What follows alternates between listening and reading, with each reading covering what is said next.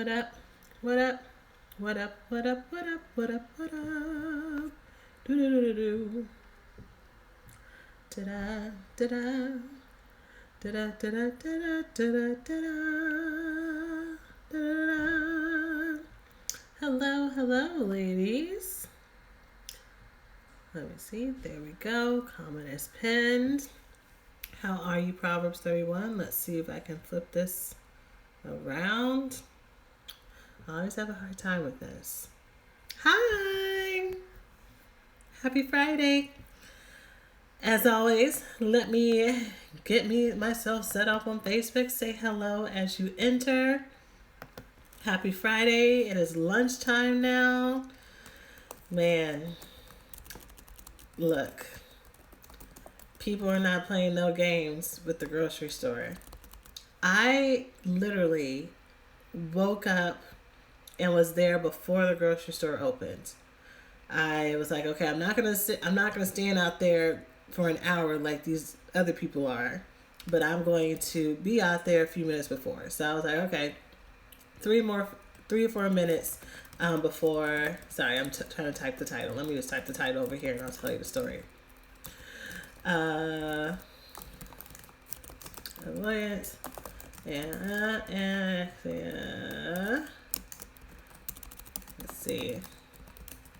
If you've gone grocery shopping, put like a vegetable or something underneath in the comments because it is real out in these streets. Okay, but why am I putting a post? I want to go live. Y'all, I'm doing too much. Next time I'm going to go live on Facebook first and then I'm going to go live on Instagram so y'all aren't having to wait while I'm doing this foolishness. Let's see. But okay, so I was like, okay, it's a couple minutes before the grocery store opens. And the line is like wrapped around the store. Like it's still exactly like it looks like on the news with like everybody acting like we're going to run out of food. So it's wrapped around the store. I get in line. It's sprinkling outside, but I'm like, all right, I'm going to get in line. Hi, Facebook. I'm talking about my grocery adventure this morning before we start our topic. So come on in and join the story. So the line is wrapped around the store. I get in line. It's sprinkling outside. I'm like, Lord, is it going to start raining for real while we're waiting for the store to open? Hey, Brooklyn Born, what's up, boo? But it doesn't. It's just sprinkling. I go inside and it is like people are like doing the polite pushing thing. It's like I'm gonna walk real fast and you're either gonna get out my way, and like there's like so much tension in the air because everyone's trying to get their basket through the aisle. Anyways, I got there before the store opened for things that should have been a quick trip, and it ended up being a whole adventure, which is why we're having our live now at 12 p.m. because I didn't get home until like 9:30 CST, like 30 minutes into our thing, and especially because I've been late the last couple times, I wanted to give y'all notice. So, hello, welcome to our live. This is day 5 of a 14-day extravaganza, where we are talking about 14 days to saving yourself in relationships. So, we are looking at trying to heal ourselves as what we're going to focus on during this time, instead of all the anxieties, instead of things that can't really push us forward, things that we don't have any control over. We do have control over how we feel about ourselves, how we show up in the world, how we show up in relationships. And so that's what we're focusing on here. So as an introduction, in case this is your first time joining me, my name is Sheena Tubbs. I'm the founder of Black Girls Heal. What we do here is we help women heal from the symptoms of love addiction, love avoidance, and love anorexia, heal unresolved trauma, and improve their relationship and with themselves and their self-worth to make way for the love that they want. And so, with all that said, I've been having a lot of conversations with people who are newer to the platform. And I take for granted that people are constantly finding Black girls heal all the time. And so I may use words and phrases that might sound like they might connect to you, but you've not ever heard the definition, so you don't really know how especially it connects to you. So especially when I've been talking about like breaking down what it might look like to be love avoidant and love anorexic, just in my talks over the last couple of days, I'll get DMs from people saying, wow, I thought I was this, but really I'm this. And that label really meant, really connected with me. I never had the words for that before. So I thought for today, it might be better if I just recap what is love addiction, love anorexia, and love avoidance. Even if you've already heard this before, even if you are fully aware of what your category is, this is going to be very helpful for you, because sometimes we can get so used to the ways that we act out that it seems normal. And we know that it's a problem, but it's our everyday, so we're not as motivated to change it. And so sometimes we just need to have that mirror in front of us as that kind of kick in the pants to push us forward. So that's what we're going to do. As I am pulling up what I'm going to use to describe what this is, I want you to let me know if you have any questions about what is love addiction, love avoidance, or love anorexia in the comments below. Where is it? Where is it? Where is it? There it is. Oh, I just said my name. I didn't say why I founded this place, which is important. And it's important because the one time I was like, I'm not going to go into detail. Someone DM'd me and they're like, so tell me why did you do this? And like, basically like, what gives you the authority to talk about this stuff? And that's a really good question, especially because I was on Twitter and someone was talking about how there are a lot of people who are representing themselves as experts of stuff, and really they are not experts, and you can really get hurt if you're not in the care of someone who knows what they're talking about. So I am a relational trauma and love addiction expert. I am a mental health professional. I have been trained as a therapist, licensed therapist in good standing, thank you very much, here in Houston, Texas. But I have stopped taking therapy clients because I feel, what I've learned is that coaching holistically is one of the best tools, if not the best tool, for women who are love addicted, love anorexic, and love avoidant, because of the need of holistic support, because of all the ways that it connects to us. I not only have that professional experience, I have the personal experience of being someone who has recovered or in recovery from love addiction, love anorexia, and love avoidance. And I can put all three together because they all work together.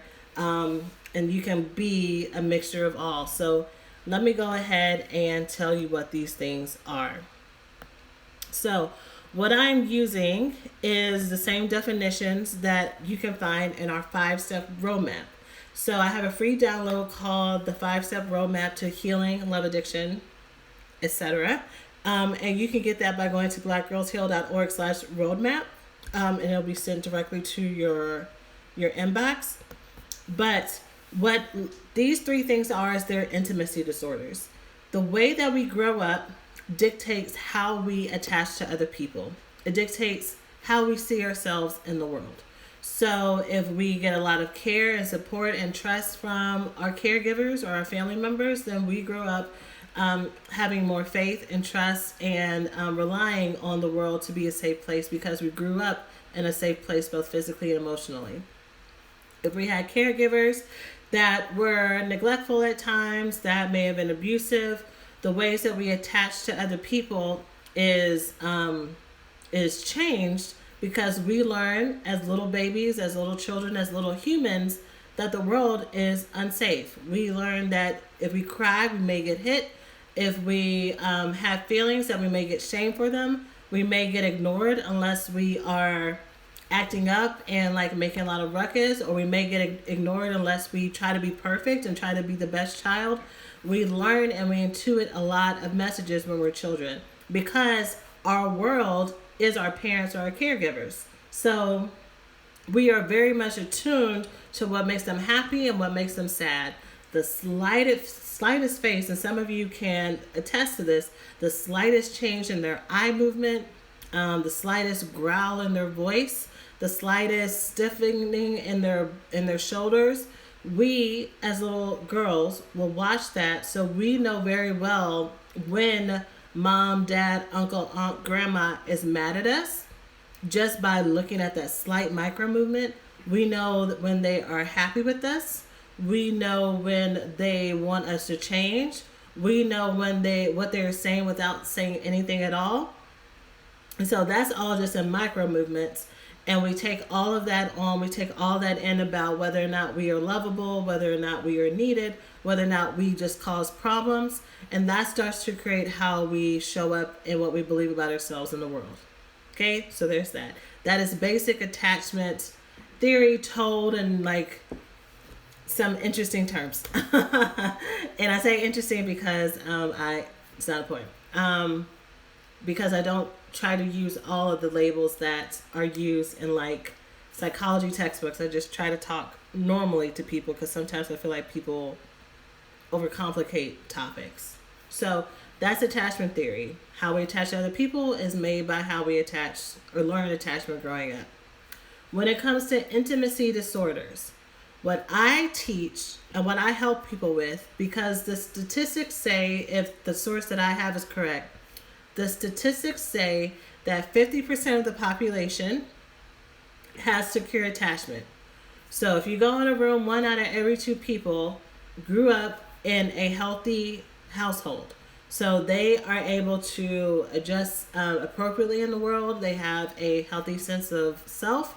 They are able to negotiate problems and conflicts without feeling like they're dejected and abandoned. That's 50%. The other 50% of the population are those that struggle with attachment and connection in some way. And I want to say what I read is 25% are people who may have an anxious attachment or avoidance. And so these are the people who are very sensitive to being abandoned and rejected, and they try really hard to appease you and to make you happy so that you do not leave them.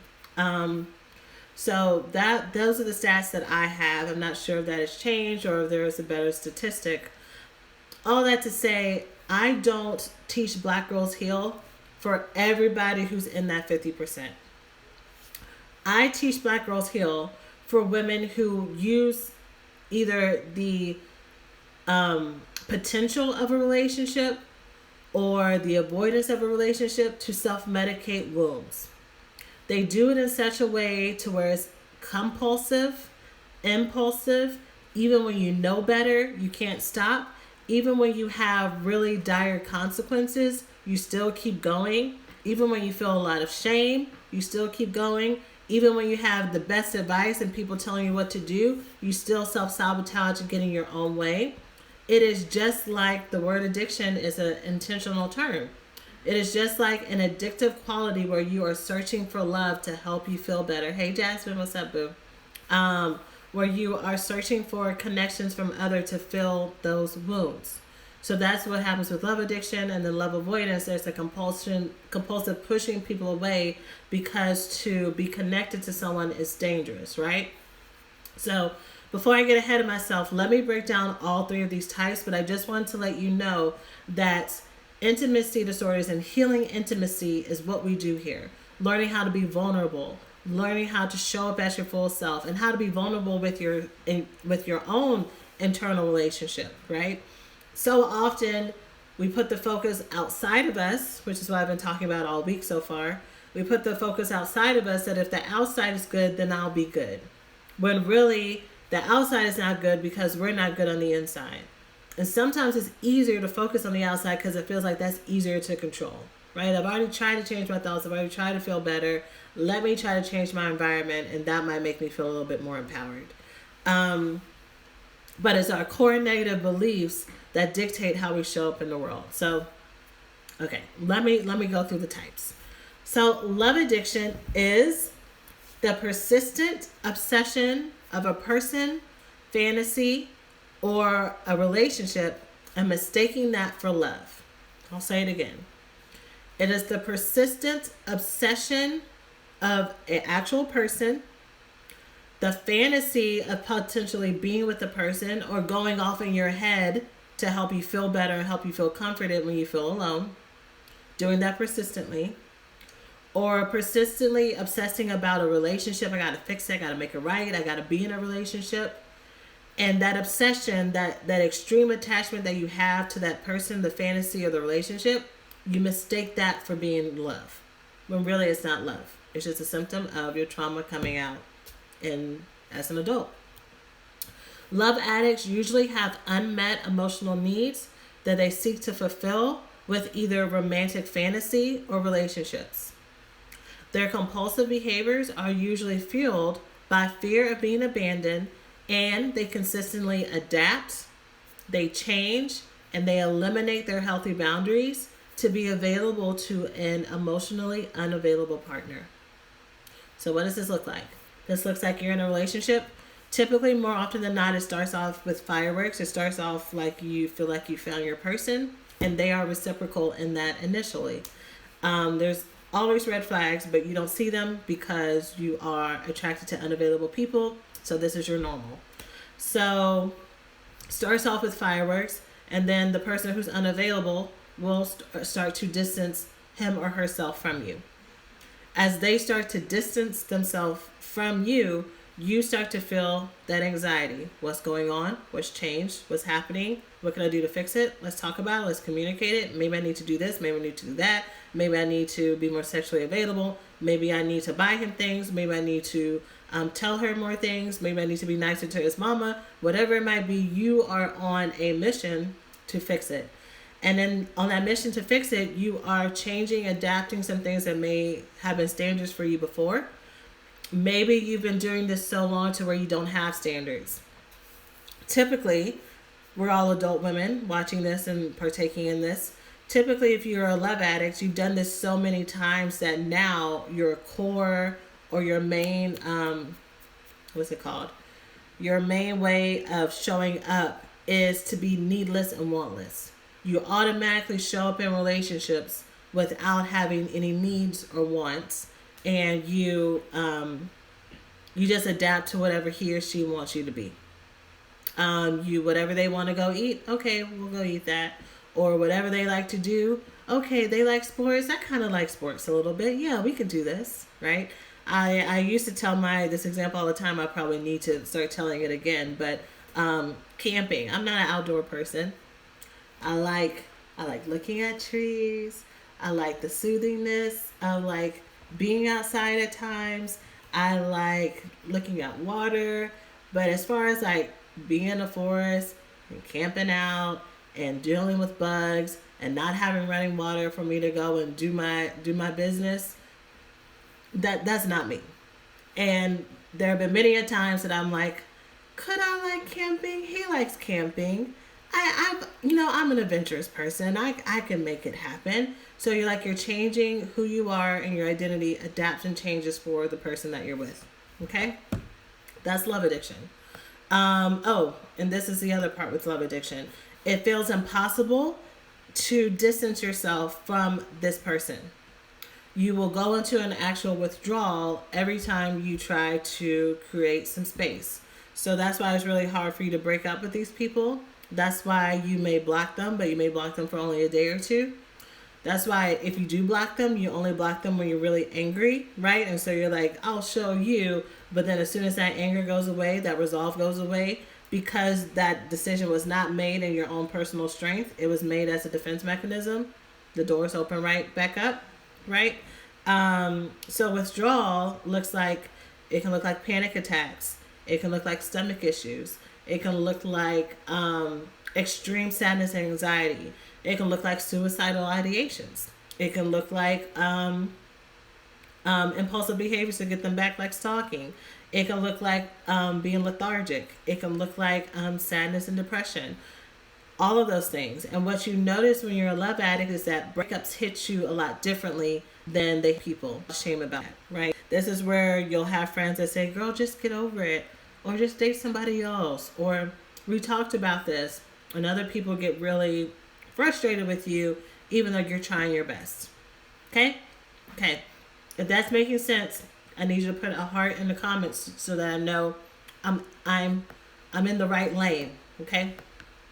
And you can pick the heart that you would like to pick, whatever color you want. Love avoidance. Love avoidance is the systematic putting up of walls in a relationship to avoid feeling emotionally overwhelmed by another person. So I said that really fast. Let me say that again. Love avoidance is systematically up walls in a relationship to avoid feeling emotionally overwhelmed by the other person. Okay? So what do the walls look like? Thank you for the hearts, ladies. Words of affirmation is my love language, for those of you who don't know that. So every time I get like a heart or something like that, I'm like, oh, you love me. Thank you. Or anyways, whatever.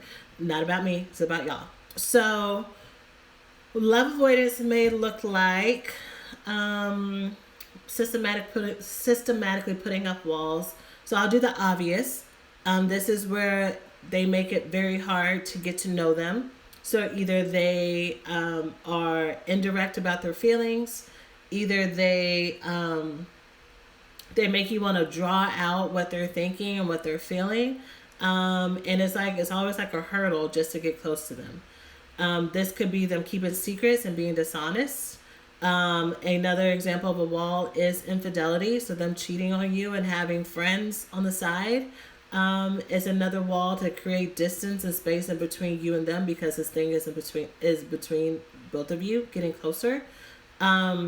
Examples of other walls that are more socially accepted that slip through our point of view is if they have a job that demands a whole lot of time, if they have a community commitment that takes a whole lot of time. I would always see this like in the church, like people who are like constantly serving and constantly volunteering and constantly helping other people out. And on paper, that's like, oh, wow, that is like a great person. They have such a great heart. But usually that person is not doing that just because they have free time as a single person. Sometimes that person is doing that because that coping mechanism is to stay busy. And that does not change when you're in a relationship. You're constantly fighting for time. And especially when it's something good like that, is feel guilty for asking for time. But really, that is just their coping response, and that's just more of the same. Once this commitment is over, it'll be something else. Once they finally get that promotion that they're working extra hours for, there'll be something else. Love avoidance will use a lot of charm often to get people attached to them. And a love avoidant is not the same as a narcissist. Many of us watching this call are love avoidance, and you want to be healthier. And a narcissist does not think that there's anything wrong with them, and they will project all of their issues onto you. But you, as someone who's watching this, you are someone who is available for that support. Blessed89 says to ask for advice from Alex at Original Botanica. Only people I trust. Thanks. I don't know what that means. Are you like... You are out of here. I don't know what that is. Did you call me over? I'm trying to people to promote yourself. No, thank you. Anyways, so let's see. The rest of the definition says love avoidance may see love as a duty or obligation. Thus, relationships are experienced as an emotional drain.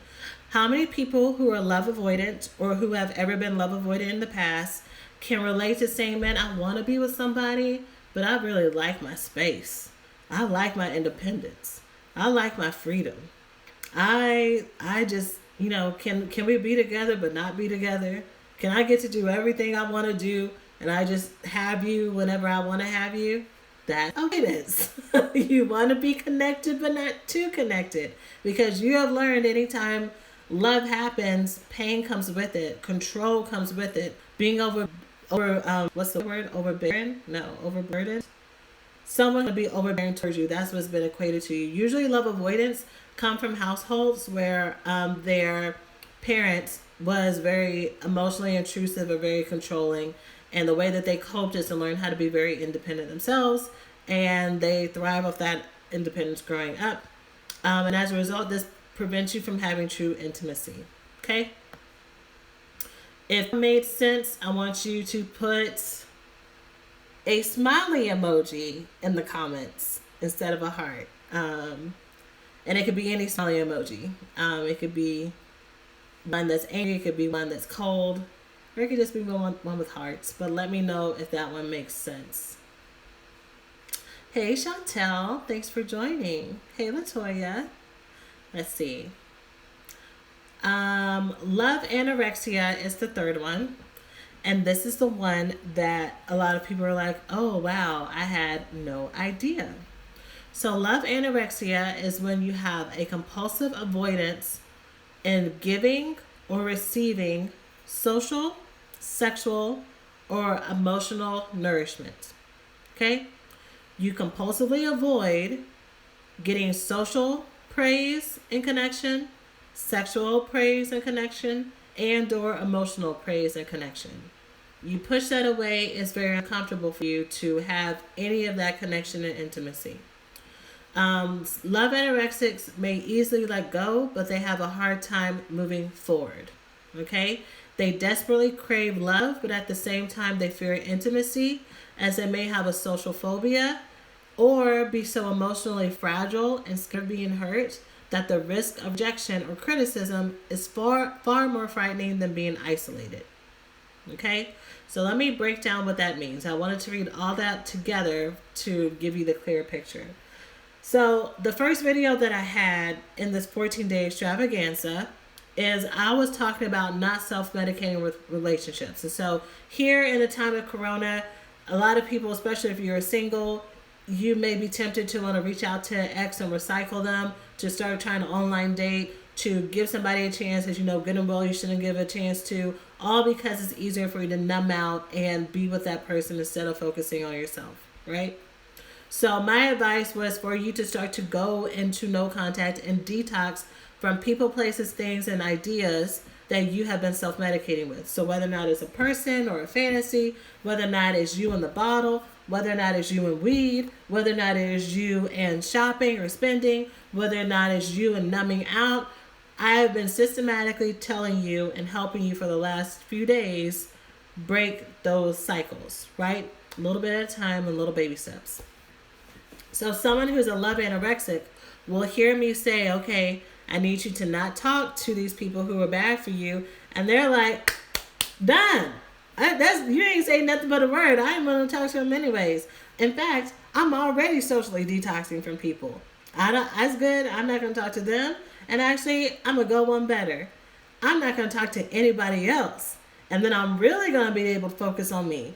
And they think that they're doing good, right? To like be focusing on them, but really you're going in the extremes. So when it comes to disordered behavior, the problem is that we either live in the all or the nothing. So you can see it in the video. And so y'all can see it in the video there on Facebook as well. So either I'm going to give everything and I'm going to be all in and lack my boundaries or be over boundaried, or I'm going to go into deprivation and I'm not going to be connecting to people at all without having balance, right? So love anorexia, their safe space is to just focus on themselves and do them. Meanwhile, you're still wanting to be connected to other people and be seen, but you're very afraid of it. With love anorexics, you may feel a whole lot of dread every time you think about the things that you've been going through. It can feel like a whole lot of shame and heaviness, and a lot of hopelessness. I mean, all three of the types, there are times that you feel hopeless and powerless, but with love anorexics, there is a whole lot of low self-worth that's underneath it. And so it can feel very impossible to get out of. Something that I've learned about working with love anorexics is that you typically have a very small window of getting help.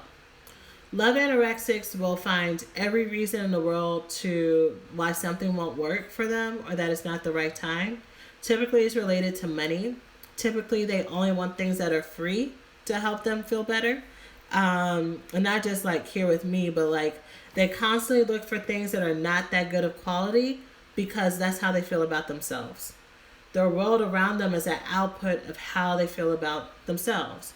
So they will look for cheap things even if they have money for it because they subconsciously believe that they are worth something that is of a lower quality, right? And so here's how you know that it's not about whether or not it's a good deal or not, because even when they get the advice, even when they get the support, they don't implement it because they are afraid that it won't work for them. They're afraid that they won't get better. They're afraid that even if they try, maybe they find out on the other side of it that they truly were truly worthless, right? So they avoid. Okay? So for this one, I want you to put a 1 if this made sense to you. So these are the 3 types of intimacy disorders that I teach about here on Black Girls Heal. This is the language that I use. I talk about the cycle between love addicts and love avoidance on my podcast. I want to say it's episode 5, the Black Girls Heal podcast. And I talk about basically how it's like kind of a cat and mouse pursuer distancer. The more the love addict tries to chase someone who is avoidant, the more the avoidant is going to be like, yo, back up, like this is too much, like I need space, like respect me, like that kind of thing. And then when the love addict's like, okay, you know what? I am doing too much. Let me either go and focus on myself or let me actually break up. Then once they do that, then the love avoidant is like, wait, hold on, wait a minute, where you going? Like, come back. I care about you. Like, what's going on? Like, let's try this again. Like, them actually no longer having the power is a trigger for a love avoidant. The situation slipped out of their control, that they are not able to tell the person how far and back to go. And again, a lot of this is like subconscious. I want to say probably narcissists are the only ones who know exactly what they're doing and enjoy what they're doing. But when the love addict moves to the level like, hey, let's try this again, or they may feel bad that they told the person no, so they'll stay with someone out of guilt or pity, or I should try harder, and it's a waste of time for everybody, because then when the love addict comes back, then the love avoidant is like, oh, hold on, wait a minute, not that far, I didn't want all that. So Jashanta said, is there a combination between the 2 or 3, addicted and avoidant? Yeah, there's a combination. So what people will do is they'll go back and forth. So, and by the way, hey, good to see you. So what they will do is, so here's what most often happens. I believe everybody has a main type. Everybody has a type that when they listen to the definition that they're like, that one is me, like 80%, 90%, maybe even 60, 70% of the time. But then they will slip into the other part when they're triggered in another direction. So an intimacy disorder, the point of an intimacy disorder is that it stops you from being vulnerable and close to somebody else. So whatever I got to do, whatever stance I got to take, that's the stance I'm going to take to stop someone from getting to know me. So if there's a healthy person that wants to just get to know Sheena and learn about what makes me happy and learn about what makes me sad, all of a sudden I am avoidant. And the way that my avoidance looks like is that I'm busy, I have things to do, I'll talk to you later. Like, I'll hang out with you and I might tell you some things, but I'm not going to tell you everything. You're not going to get to know the full version of me. That was how I used to operate, right? But when there's someone who's unavailable, because my main template is love addicts, whenever there was someone who was unavailable to me, someone who was flaky, someone who was dishonest, someone who was kind of a flirt, so he was constantly having connections and interactions with other women, then that's when I became love addicted. That's when I was like, I couldn't get enough. And that's when I was like, let's talk about it, let's work this out, let me be available. So yes, you'll switch your position depending on whatever the relationship calls for, right? If someone wants to get to know you, you become avoidant. If someone's available, you become avoidant. If someone's unavailable, you want more. But you were asking about, between the 2 or the 3. Yeah. So it goes back and forth. That's why most of you watching this, I'm not going to say all of you, But that's why most of you watching this, you've done your own like self-care, self-help detoxes for 6 months, a year, longer. And then when you started dating or being looking for friendships again, you found the exact same people because you moved into a love anorexic state. You didn't move into a healthier state, even if you were doing yoga, even if you were going to therapy. I have some clients that are very anorexic, and they'll come to me, and they'll when my old therapy clients, they will come to me and say, be very proud, Sheena, guess what I did? I spent the whole weekend by myself. And I'm like, really? Tell me more about that. Yeah, it was great. I just focused on me and da da da da da. And I was like, well, what about the homework I've been giving you to reach out to such and such friend? Oh yeah, I thought about that, but I just felt like this was my time to like, just take this moment to focus on me. And they will spin it in like the best way, like they've been so busy and they got candles and they did this and they did that and they did that. I'm like, okay, that's great. And we got to teach you how to do both, right? You should not live a life where you have to choose between being connected to other people and connected to yourself. We're human. We are relational creatures. We were made to be in relationship, right? So anytime we get thrown back and forth, we got to look at that, why that's happening. Okay? So let's see. Are there any other questions about these three types?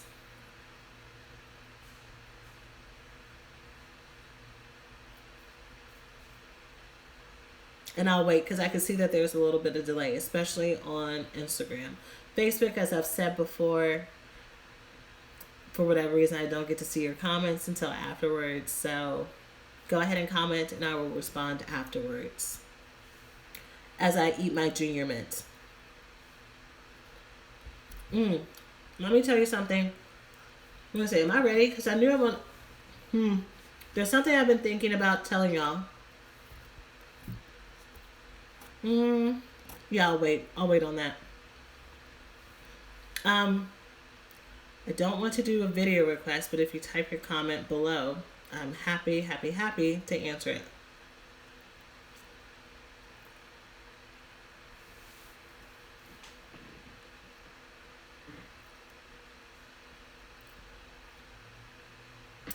If you don't have a question, but this has been helpful, you can also write, this has been really helpful, because words of affirmation is my love language. And if you haven't downloaded the roadmap, you can get that for free by going to blackgirlsheal.org/roadmap. So basically everything that we have at Black Girls Heal, there's like a little link for it. So we have the roadmap, we have the masterclass where the link is currently down. My plan was to get it up today, but it's been a long week. That grocery store took it out of me. So I probably won't. So soft-spoken Aries, I'm trying to like buy some time to answer your question, but it's not coming through. So I'm then going to sign off. Then I'm going to sign off, but I'll be back tomorrow morning. So tomorrow morning at 9 a.m. CST. Would love for you to join me to continue our 7-day extravaganza. There is no next step for today because I really just wanted to give you a resource. If you're not familiar with our podcast and you want to hear more about the connection between the two, you can go to blackgirlsheal.org on any podcast platform you have, iTunes, Spotify, Google Play, Stitcher, and you can look up episode 5 and there'll be some information there for you. So that is it. Thank you, Mec Jones. I appreciate it. So that's it for today. I'll see you later. Bye.